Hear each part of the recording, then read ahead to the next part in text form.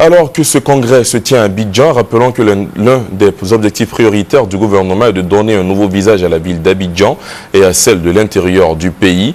La preuve, plusieurs chantiers sont encore dans le pays. Les précisions de Juliette Ouéa. Plus de 300 maires francophones du monde entier sont attendus aujourd'hui à Abidjan au 32e congrès de l'Association internationale des maires francophones, l'AIMF.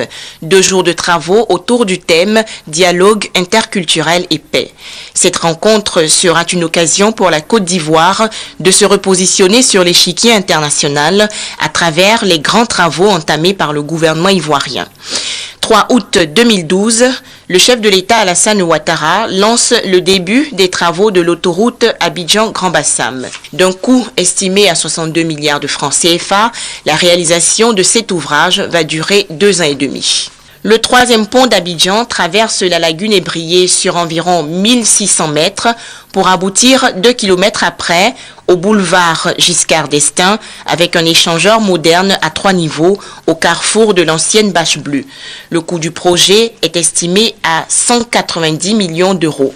Pour allier les quartiers d'Anono, Umputo, Atoban et Bingéville, l'État de Côte d'Ivoire réalise l'échangeur de la Riviera 2, le prolongement du 3e pont.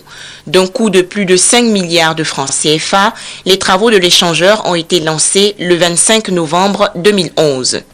Les autres chantiers routiers entre Grand Bassam et Noé, Abidjan à Niama, Abengourou à Nibilekrou, Bouna d'Oropo, ainsi que le pont sur la Maraoué à Boisflé, annoncé également le 3 août dernier par le président de la République Alassane Ouattara, sont autant de grands travaux que l'État ivoirien a lancés ou entend lancer. Le futur pont de Jacquesville va remplacer les bacs utilisés par les riverains pour traverser la lagune ébriée. Autre chantier, la construction de 2600 logements sociaux à Abidjan. La convention entre l'État ivoirien et le leader marocain de l'immobilier à Doha prévoit la construction de 2000 logements à Ondotré dans la commune d'Abobo et de 600 autres à Koumassi. Les appartements vont coûter 13 millions de francs CFA payables sur 25 ans. Ces chantiers, faut-il le préciser, vont créer des milliers d'emplois pour la jeunesse de Côte d'Ivoire.